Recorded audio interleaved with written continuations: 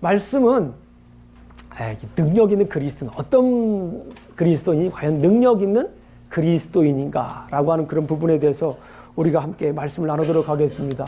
자, 그러면 우리 성도님들에게 여쭤보겠습니다. 그럼 능력이 뭔가요? 능력이라고 하는 말을 많이 들어봤어요. 근데 우리 유스 아이들이나 우리 아이들은 성경 공부를 미리 했기 때문에 잘 알 거라는 생각이 듭니다. 능력이 뭐예요? What does the meaning of power? 그죠? 우리가 파워라고 하죠. 이 능력이라고 하는 게 뭡니까? 능력. 누가 한번 말씀해 볼까요? 능력이 과연 뭘까요? 예. 자, 능력이라고 하는 것은 어떤 일을 해낼 수 있는 힘을 능력이라고 해요. 어떤 일인지 모르지만 그거를 해낼 수 있는 힘을 바로 능력이라고 합니다. 자, great and marked ability to do or act, strength, force, 이런 얘기예요. strength, force 이런 말이에요. 뭔가 할 수 있는 것. 예, 이게 능력이라고 얘기를 합니다. 그럼 여쭤볼게요. 우리 성도님들은 어떤 능력을 가지고 있습니까? 내가 가지고 있는 능력 한두 가지는 다 있을 거예요. 어떤 능력이 있어요? 어떤 분들은 찬양을 잘하는 능력이 있고 어떤 분들은 말씀을 잘하는 능력이 있습니다. 어떤 분들은 위로를 잘하는 사람도 있어요. 어떤 분들은 달리기를 잘하는 사람이 있고 운동을 잘하는 그런 능력이 다 다릅니다. 그러나 중요한 것은 오늘 본문에서 얘기하고자 하는 것은 아주 구체적인 그런 능력을 하나하나 열거하는 것이 아니라 과연 능력 있는 그리스도인이 누구인가? 따라해 보겠습니다. 능력 있는 그리스도인이 누구인가? 과연 누가 능력 있는 그리스도인가? Who is powerful Christian? 예, 누가 과연 능력 있는 그리스도인가? 그리스도인이라고 하는 말 자체로도 우리에게는 너무나도 가슴 벅찬 이야기입니다. 그런데 오늘 성경에서 얘기하는 것은 능력 있는 그리스도인이 과연 누구이냐라고 하는 거예요. Who is a powerful Christian?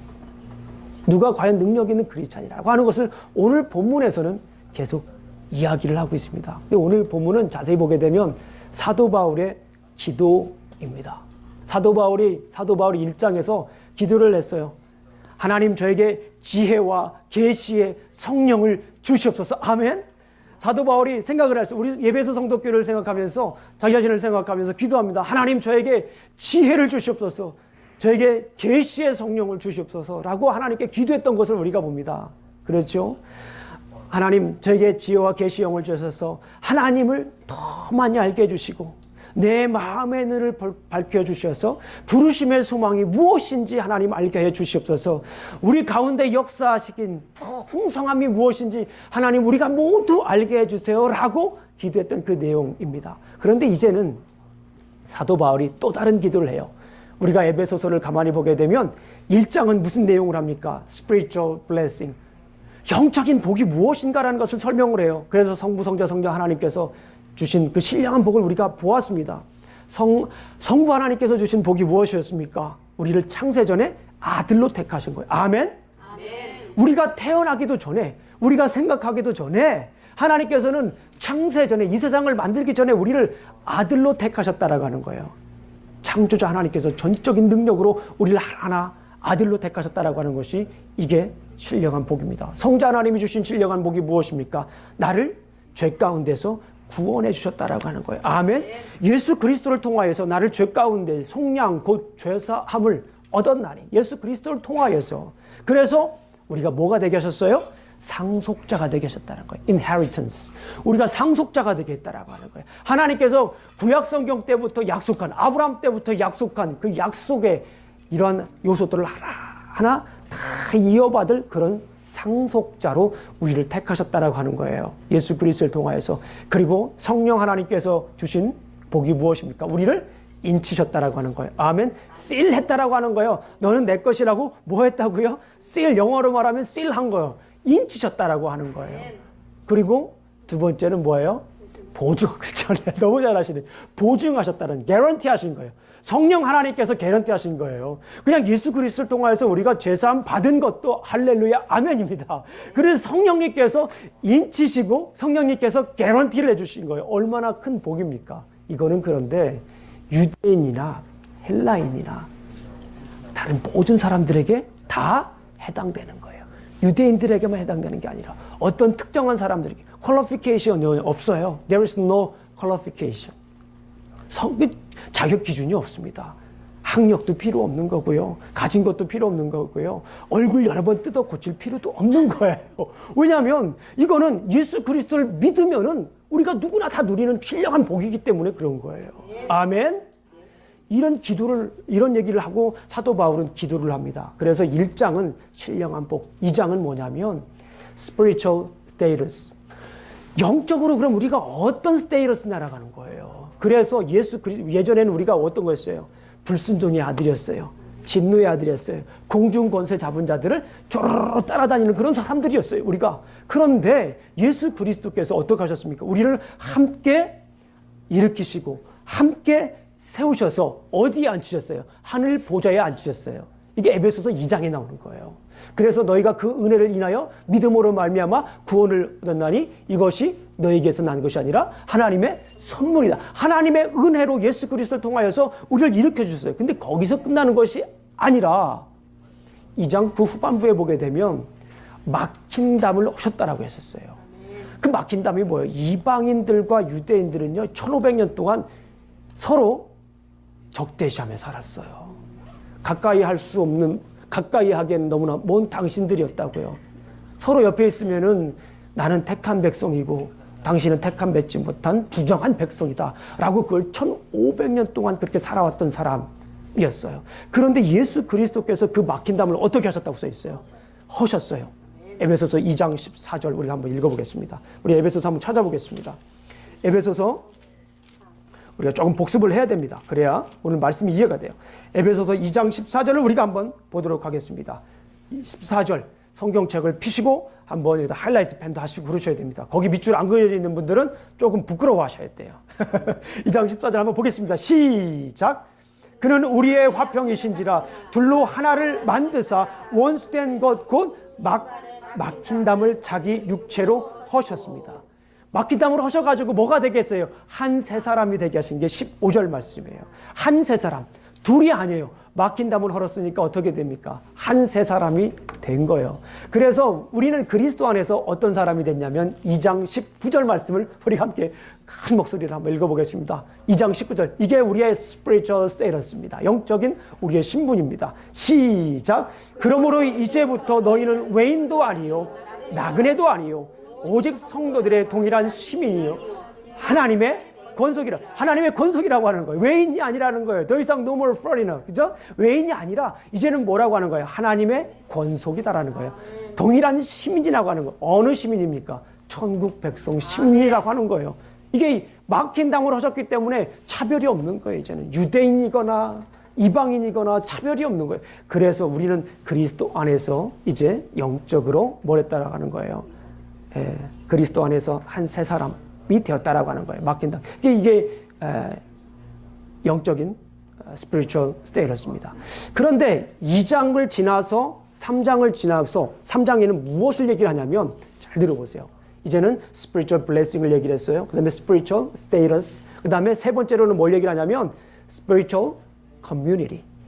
이제 막힌 담을 헐어가지고 우리가 더 이상 외인도 아니고 더 이상 딴 나라 사람도 아니고 이제는 하나님의 동일한 권속이다. 동일한 권속.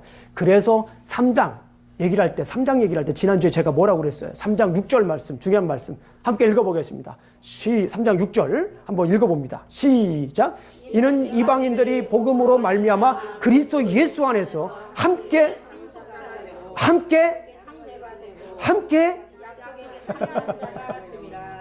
제가 뭘 강조했어요? 함께라고 하는 말 속에 담겨져 있는 의미가 뭐예요? 공동체라고 하는 거예요. 너와 나가 아니에요. 이제는 너와 나가가 아니라 이제는 뭐가 되는 거예요? 네, 너와 나가 아니라 뭐예요? 너와 나를 함께 너와 나가 있으면 뭐가 되는 거예요? 너와 우리가 있으면 우리가 되는 거야. 너와 나가 함께 있으면 뭐가 되는 거예요? 우리가 되는 거예요. 여기서 함께라고 하는 것은 우리라고 하는 거예요. 우리가 함께 뭐가 됐어요? 상속자가 되고 우리가 함께 지체가 되고 우리가 함께 뭐가 됐습니까? 약속에 참여한 자가 됐다는 거예요. 함께 하나하나 모여가지고 우리가 된 겁니다. 그래서 이제는 우리가 그리스도 안에서 공동체를 이루었어요.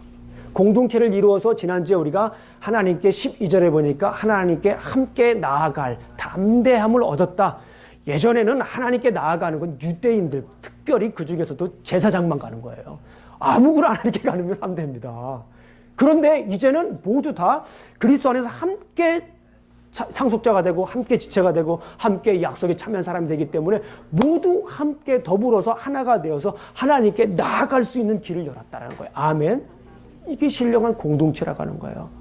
그런데 오늘 본문에서 얘기하는 것이 무엇이냐면 사도 바울은 다시 이런 공동체를 생각하면서 뭘 합니까? 기도를 합니다. 제가 서론을 좀 길게 했기 때문에 본론은 좀 짧게 할게요. 이제는 우리가 사도 바울이 다시 한 번 더 예배에서 성도님들을 생각하면서 기도를 합니다. 그런데 이 기도의 제목이 뭐냐면 정말 이 에베소 성도들이 공동체를 이루었는데 이제는 능력 있는 그리스도인이 되게 해주세요 라고 기도하는 거예요. 여러 번 이 본문을 읽어보고 여러 번 이 본문을 연구해봤지만 제가 이 본문을 해석한 결과는 뭐냐면 이 본문에 얘기하고자 하는 것은 바로 능력 있는 그리스도인이 누구인가. 사도 바울은 계속해서 이 본문을 통하여서 능력 있는 그리스도인에 대해서 이야기를 하고 있다는 거예요. 그리스도인들도 그냥 그리스도인이 아니라 정말 파워풀한 그리스도인, 능력 있는 크리스찬을 위해서 기도를 하고 있습니다. 그래서 여러 말씀이 있지만 이 말씀 가운데 간단하게 오늘 말씀을 요약해 드리도록 하겠습니다. 첫 번째, 이 사도 바울이 기도를 하는데 역시 성부, 성자, 성령 하나님을 의지하면서 기도하는 거예요. 그냥 기도하는 것이 아니라 김영준 목사가 생각해서 성부, 성자, 성령 하나님께서 기도를 하는 겁니다 라고 하는 게 아니라 성경을 연구하니까 성경을 보니까 그렇게 얘기를 하고 있어요. 자, 첫 번째 기도를 하는데 어떻게 기도합니까? 성령 하나님과 관계되어 있어요. 성령 하나님과 관계되어 있는데 우리 16절을 한번 읽어보겠습니다. 16절. 자, 시작.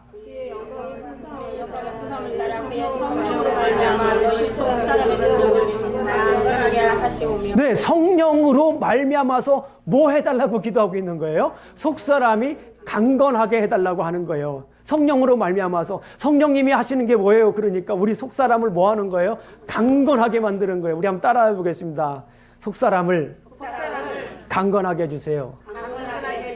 Strength my inner being. 우리 영어로 우리 친구들 영어 우리 어린이들 한번 해보겠습니다. 시작. 네, 잘했어요. 맞아요. 우리 마음, 여기서 마음이라고 하는 것이 굉장히 중요합니다. 여기서 이제 제 마음이라고 했는데 속사람이라고 하는 것, 이너빙이라고 하는 것은 원래 헬라어 원문을 보게 되면은 마음이라고 돼 있어요. 마음, 이너빙. 속사람이 강해달라고 우리 기도를 하는 것을 볼 수가 있습니다. 이 사도 바울도 이 마음이 강하게 해달라고 기도를 해요.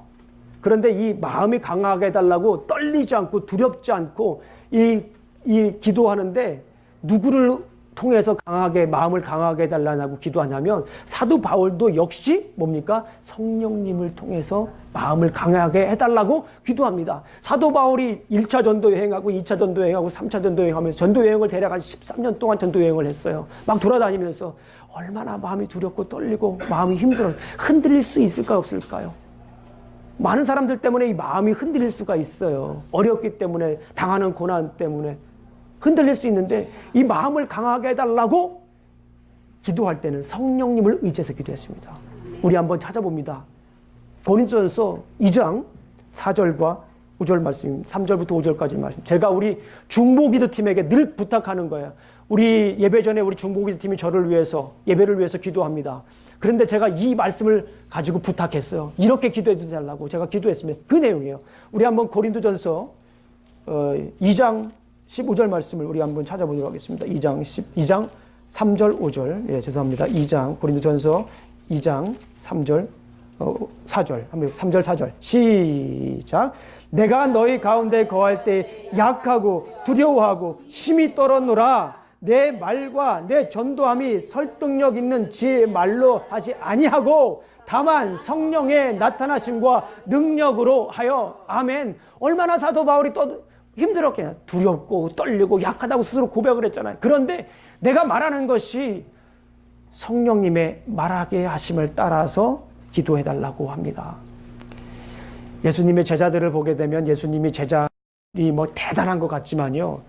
마태복음이나 요한복음이나 계속 읽어보게 되면 예수님의 제자들은 옆에서 말씀을 같이 전했지만 예수님을 오해한 사람들이에요. 예. 심지어 예수님의 수제자라고 하는 사람은 어떻게 합니까? 예수님을 어떻게 하죠? 베드로는 3번씩이나 부인을 합니다. 아유, 절대 그런 일 없어요. 제가 어떻게 예수님을 부인합니까? 라고 말은 했지만 진짜 3번 부인을 했습니다. 이게 예수님의 제자들의 모습. 끝까지 그리고 예수님을 오해합니다.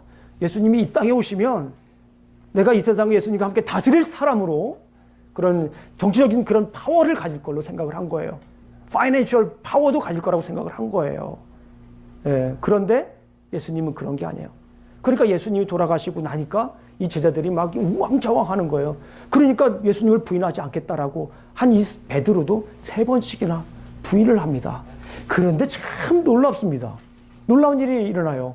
이것이 마태복음의 끝이고 이것이 누가복음의 끝이에요. 그런데 사도행전으로 넘어가게 되면 사도행전 예수님 1장을 보게 예수님이 하늘로 이제 승천하십니다. 올라가셔요.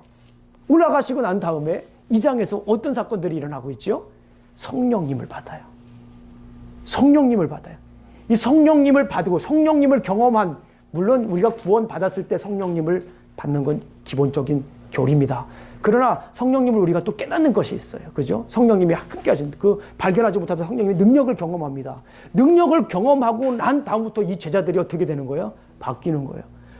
이 능력을 받으니까 예수님은 하늘로 올라갔지만 사도 베드로는 그 2장에서 그 능력을 경험한 다음에 그 유명한 뭐가 있어요? 베드로의 설교가 있는 거예요. 성령님의 의지에서. 요엘서에 나타났던 요엘서 2장에 그 예언되었던 그 내용을 가지고 베드로가 담대히 3번씩이나 부인했던 그 베드로가 성령님을 함께 하심을 경험하고 난 다음에 속사람이 어떻게 됐습니까? 강건해진 거예요. 속사람이 강건해진 다음에 거기에서 그 많은 사람들에게 모인 사람들에게 오순절 예루살렘에 모인 사람들에게 그 능력 있는 하나님의 말씀을 증거할 수 있었다라고 하는 것을 우리가 알게 됩니다. 우리가 속사람이 강건해져야 됩니다. 아멘. 능력 있는 그리스도인이 되기 위해서는 이 속사람이 강건해져야 돼요. 아멘. 흔들리면 안 돼요. 어려움이 있다고 해서 내가 복음을 증거하려고 어려움이 있다고 해서 자꾸 흔들리면 안 됩니다. 속사람이 강건해야 되실 줄로 믿습니다. 우리가 잠언서 4장 23절을 보게 되면 무릇 지킬 만한 것 중에 마음을 지키라. 그렇죠? 왜 마음을 지키라고 해요? 생명의 근원이 예선함이라. 잠언서에 보게 되면은 마음을 지키라고 하는데 힘써 마음을 지키라. 왜냐하면 생명의 근원이 되기 때문에 그래요. 마음이. 우리가 마음을 지키지 못하면 우리는 어떻게 됩니까? 우리는 약해지고 쓰러질 수밖에 없습니다. 그래서 성령님을 통해서 오늘 성경 말씀을 보니까 through the Holy Spirit 성령님을 의지해서 성령님을 통하여서 우리가 어떻게 돼요? 이 속사람이 강건해야 될 줄로 믿습니다. 아멘. 자, 그래서 이 속사람이 강건해져요. 이 마음이 단단해집니다. 그래서 너희가 사람이 마음으로 믿어 의에 이르고 입으로 시인하여서 뭘 합니까? 구원에 이릅니다. 그 다음 단계로 넘어가는 거예요. 능력 있는 그리스도인. 능력 있는 그리스도인은 성자 예수님과 관련되어 있는 거예요. 다 여기 이렇게 써놨습니다. 믿음과 사랑으로 성숙하자. 따라해 보겠습니다. 능력 있는 그리스도인은 믿음과 사랑으로 성숙하는 사람이다. 마음이 강건해졌어요. 이거는 뭐냐면 내가 내 속사람이 마음이 강건해졌어요. 그런데 내 속사람만 강건해져서는 안 돼요. 믿음과 사랑으로 어떻게 해야 됩니까? 우리가 함께 강건해져야 됩니다. 우리 한번 17절, 18절 말씀을 한번 읽어보겠습니다. 17절, 18절 시작. 믿음으로 말미암아 그리스도께서 너희 마음에 계시옵고 너희가 사랑 가운데서 뿌리 박히고 터가 굳어져. 여기 보니까 너희가 어떻게 돼요? 사랑 가운데서 뿌리가 박히고 어떻게 됩니까? 터가 굳어지는 거예요.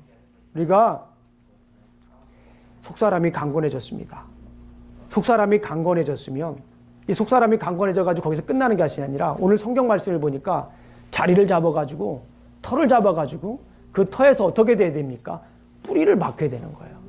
뿌리를 박히고 어떻게 해야 됩니까? 오늘 말씀을 보니까 터가 점점 굳어져서 그렇죠? 점점 단단해져서 능히 모든 성도와 함께 지식에 넘치는 그리스도의 사랑을 알라. 단단해지는데 이 18절 말씀이 정말 중요한 말씀입니다. 능히 성도와 라고 쓰지 않았어요. 능히 성도와라고 쓰지 않고 성경에는 뭐라고 기록이 되어 있습니까? 모든 성도. 따라해 보겠습니다. 모든 성도. 모든 성도. 이게 굉장히 중요한 포인트예요. 함께 상속자가 되고 함께 지체가 되고 함께 뭐가 되는 거예요? 약속에 참여한 사람들. 근데 이 모든 성도들, 그러니까 그 공동체에서 어떤 한 개인만 지식에 넘치는 그리스도의 사랑을 아는 게 아니라 18절을 보니까 능히 모든 성도와 거기에다 하나 더 또 이렇게 강조를 합니다. 뭐라고 해요? 함께 지식에. 모든 성도가 all the saints together 함께 어떻게 됩니까? 지식에 넘치는 그리스도의 사랑을 알아야 된다라고 얘기를 합니다. 아멘. 그러니까 이 뿌리를 박히는 데까지는 시간이 많이 걸려요. 얼마나 힘들어요.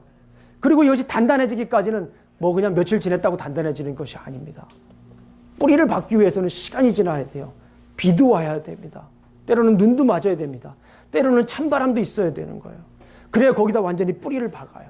뿌리를 박아야 자라날 수 있고 뿌리를 박아야 자라나서 열매를 맺을 수 있기 때문에 그래요. 그것은 고통의 시간이 될 수도 있는 거예요.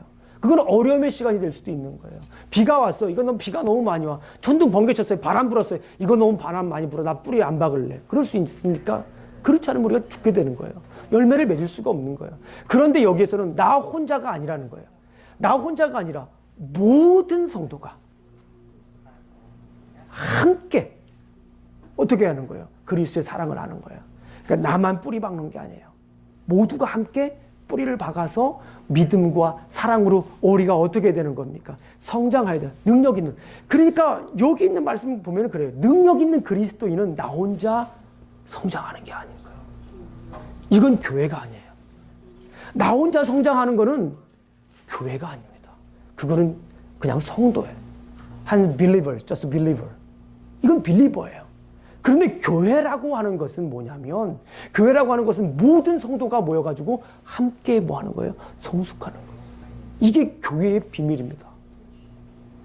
나 혼자 잘할 수 있으면 그건 교회가 아니에요. 그런데 오늘 성경 본문에서 능력 있는 그리스도인은 내 속이 강건해져서 함께 더불어서 함께 성장한다라고 하는 거예요. 그러면 이 말은 뭐예요? 옆에 있는 사람이 성장하지 못해요. 그럼 어떻게 해야 됩니까? 함께 성장할 수 있도록 도와줘야 돼요. 함께 성장할 수 있도록 그거를 나누어 주어야 됩니다. 여기에서 사랑이라고 하는 것이 뭡니까? 사랑이라고 하는 것. 그리스도의 넘치는 사랑을 알고. 근데 이 그리스도의 사랑을 알려면 우리가 어떻게 알아야 돼요? 이 하나님의 사랑을 알아야 돼요. 우리가 옆에서 이렇게 서로 어려움이 있어요. 공동체로 함께 자라나가는 것은 정말 쉬운 것이 아니에요. 정말 내 배 아파가지고 난 자식과 함께 자라나는 것도 쉽지가 않아요. 서로 제너레이션 갭도 있고 너무나 힘들어요.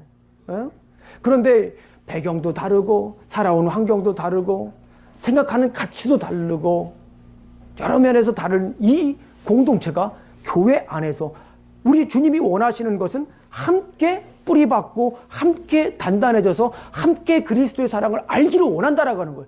이거는 김영준 목사 개인의 생각이 아니라 우리가 진정한 교회다움과 진정한 교회의 본질을 회복하려고 하는 우리 입장에서 우리 침례교 입장에서 볼 때는 기필코 지켜야 되는 거예요. 목숨 걸고 지켜야 되는 거예요. 우리가 함께 자라야 되는 겁니다. 그러니까 이 고통이 있을 때 너희가 환난 날에 즐거워하나니 환난은 인내를. 그리고 누가 우리 그리스도의 사랑에서 끊으리요? 환난이 있어요. 환난이나 적신이나 위험이나 칼이랴. 그 어떤 것도 그리스도의 사랑에서 뭐 할 수 없다? 끊을 수가 없다라고 하는 거예요. 그 그리스도의 사랑을 알게 되면 환난이 있어도 그 그리스도의 사랑 때문에 이제 더욱더 더 사랑할 수 있게 되는 거예요. 그런데 여기에서 정말 더 중요한 것은 그리스도의 사랑이라고 하는 거예요. 그리스도의 사랑이 어떤 사랑입니까? 하나님께서 주신 사랑이죠. 하나님께서 주신 어떤 사랑입니까? 십자가 사랑이에요.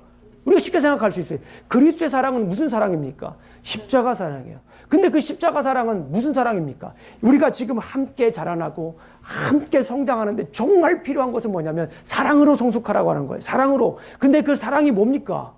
그리스도의 십자가 사랑이잖아요. 근데 그리스도의 십자가 사랑은 무엇입니까? 희생이에요. 그리스도의 십자가 사랑은 무엇입니까? 희생이에요. 예수 그리스도께서 나를 위해 십자가에 못 박혀 돌아가심으로 사랑을 확증하신 거예요. 그분의 사랑을 확증하신 거예요. 십자가 사랑입니다. 십자가 사랑은 뭐 하는 사랑이에요? 희생하는 사랑입니다. 그러니까 그리스도의 사랑으로 우리가 뭐 하는 거예요? 자라나기 위해서는 내가 뭘 해야 된다는 거예요? 희생해야 된다라고 하는 거예요. 뭐를 위해서? 공동체를 위해서. 이게 능력 있는 그리스도인입니다. 아멘. 이게 능력 있는 그리스도인이에요. 우리가 쉽게 생각할 때 당시 지난번도 말씀드렸지만 당시 로마의 유명한 철학자 키케로라고 하는 사람은 십자가라고 하는 것은 없어져야 된다라고 하는 거예요. 너무나 끔찍하다라는. 십자가형을 생각하면 당시 사람들은 최고의 형을 생각하기 때문에 너무나 끔찍하다.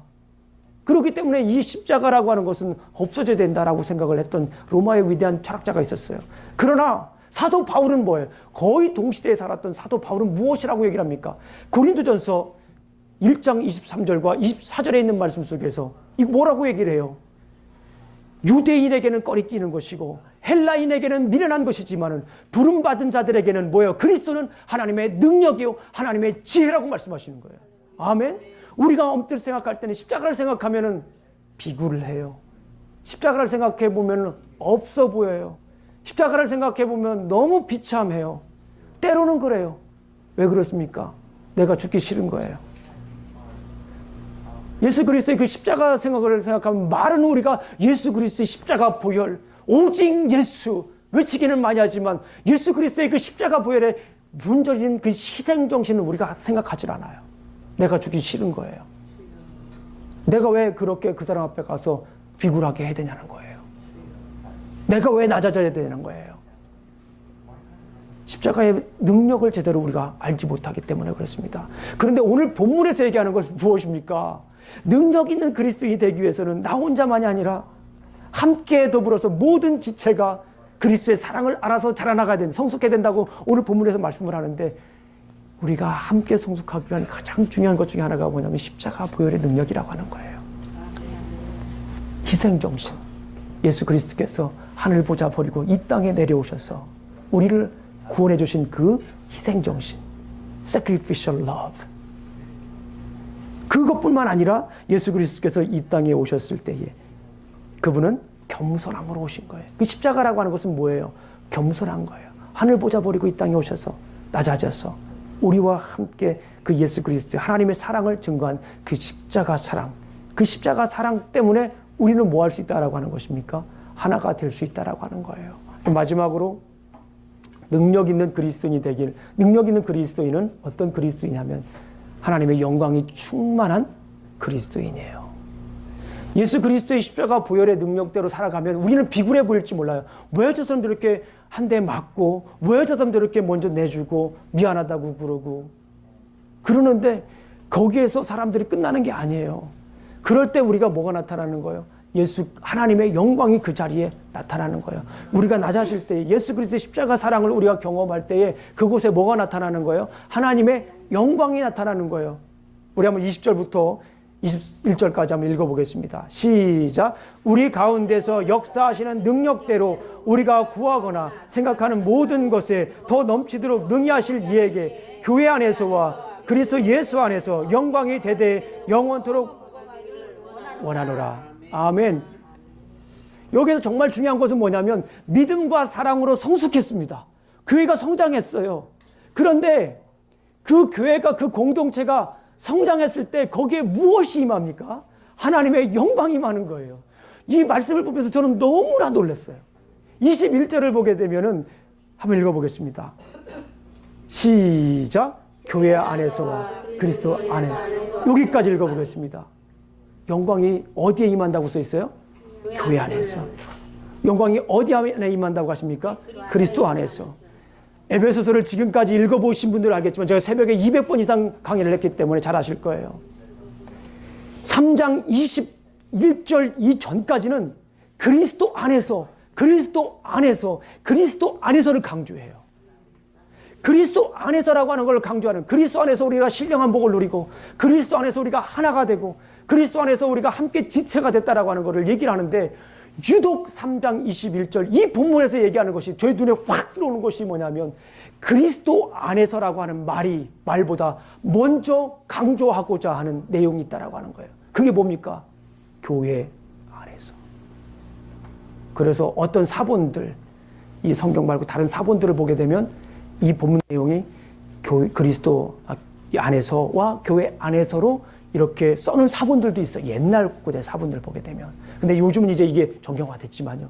어쨌거나 중요한 건 사도 바울은 여기에서 지금 뭐를 강조하고자 하는 것입니까? 교회 안에서라고 하는 것을 지금 매우 강조하고 있다고 하는 거예요. 이만큼 교회라고 하는 것은 하나님의 능력이 임하는 곳이에요. 우리가 그래서 오늘 여기에서 우리가 바라봐야 될 게 뭐냐면 교회 안에서 하나님 영광을 볼 수가 있어야 돼요. 우리가 함께 예배를 드리면서 예수 그리스도의 하나님의 그 영광을 바라볼 수가 있어야 되는 줄로 믿습니다. 그래서 교회가 중요한 거예요. 교회는 혼자가 아닙니다. 교회는 함께 가야 되는 거예요. 제가 그래서 지난주에 말씀드렸죠. 서서평 선교사님 가족으로부터 멸시받고 이 땅에 다시 이 조선에 복음을 들고 왔어요. 얼마나 마음속에 조급함이 있었겠습니까? 얼마나 이 조선에 향하여서 복음을 증거해서 복음화시켜야 될 그 원대한 품을 가지고 왔겠어요.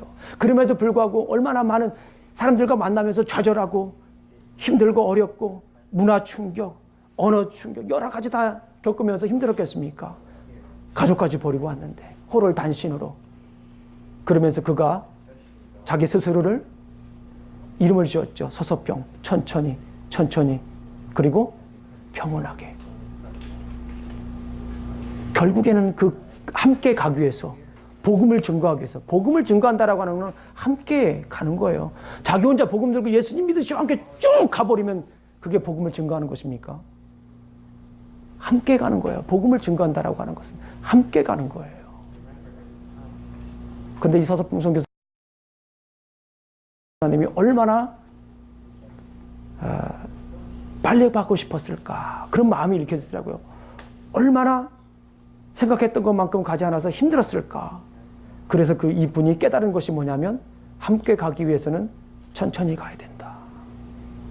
천천히 갈 때 뭐가 온다? 평온함이 온다. 그래서 이름을 서서평이라고 한 것 같아요. 제 생각에. 그만큼 중요한 것은 뭐냐면 함께 간다라고 하는 거. 그 교회에서 함께 갈 때 우리가 함께 가기 위한 가장 중요한 것도 뭐냐면 그 하나님의 영광을 우리가 뭐 해야 돼요? 함께 봐야 돼요. 하나님께서 우리 교회를 통하여서 일하시는 이 모습을 어떻게 해야 됩니까? 우리가 함께 봐야 돼요. 예배 드릴 때 임하시는 그 영광을 우리가 함께 봐야 함께 갈 수가 있는 거예요. 그래서 이 교회 안이라고 하는 것을 그렇게 강조한 거예요. 그리스도 안에서. 보다도 오늘 이 본문에서는 유독 그 교회 안에서라고 하는 것을 강조한 거예요. 우리가 함께 봐야 돼요. 교회에서는 이 능력 있는 그리스도인을 이거예요.